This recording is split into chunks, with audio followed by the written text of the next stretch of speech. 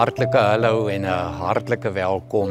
Dit is heerlik vir my om 'n bietjie weer te kuier by Mosaïek, deel van hierdie, kom ons noem dit 'n post-Paasfees reeks en baie spesifiek om die reis van jou lewe te doen saam met Jesus wat opgestaan het uit die dood. Hierdie Jesus wat die graf is leeg, hy is by jou, hy is met jou, hy is in jou. En baie spesifiek gaan dit oor moeilike plekke en moeilike tye in my lewe en in jou lewe. En ek sê altyd, ek kry baie die geleentheid om te praat byvoorbeeld met matriekgroepe of met graad 7 groepe wat op pad is hoërskool toe. Dan sê ek altyd vir hulle, weet jy, daar's twee gegewes. Mens kan dit amper noem aannames in die lewe. En een van hierdie gegewes of dan aannames soos ek dit noem, is dat, weet jy, daar wag vir jou dalk heerlike tye van lekker uit die maag uit lag, vrolike tye, tye van vreugde, tye van die lewe geniet. Ek dink die Here gun ons sulke oomblikke en sulke tye in die lewe en vir jou lewe lê voor, daar gaan sulke tye wees. Maar die ander kant, wat ek jou ook kan waarborg, wat ook 'n gegewe in die lewe is of 'n aanname in die lewe is, daar wag ook moeilike tye. Daar wag uitdagende tye, daar wag opdraande tye in jou lewe.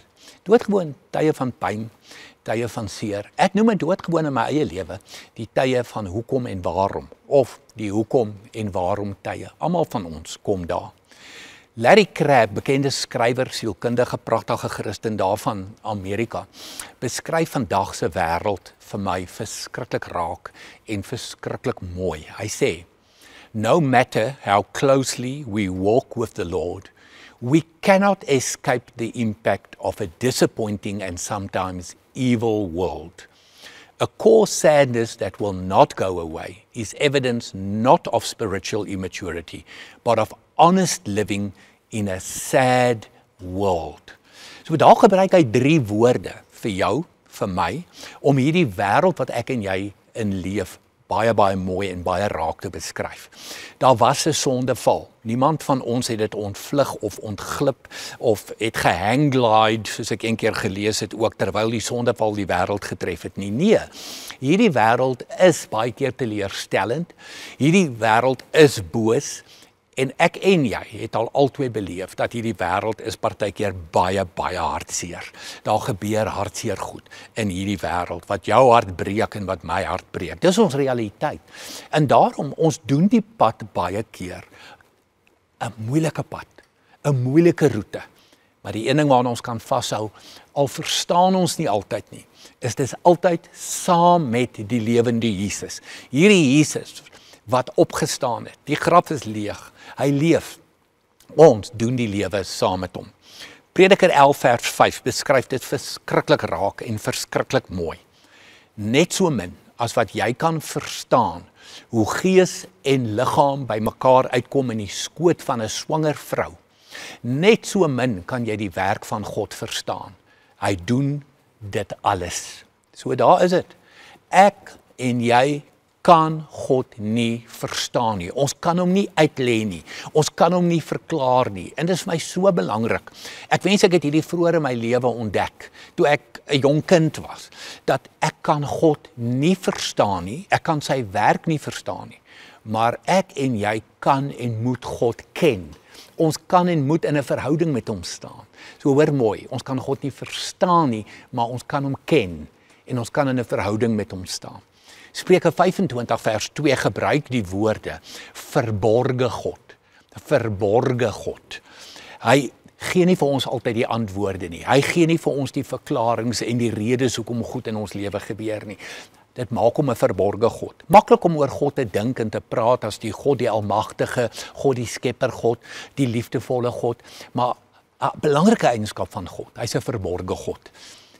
Maar dit maak steeds nie dat hy nie 'n goeie God is en 'n liefdevolle Vader is nie. Al het ons nie altyd die verduidelikings en die antwoorde op ons hoekoms en ons waaroms nie. Waaraan kan ek en jy vashou? As ons deur die moeilike tye en deur die swaar tye gaan en die uitdagende tye gaan en die opdraande paaie stap.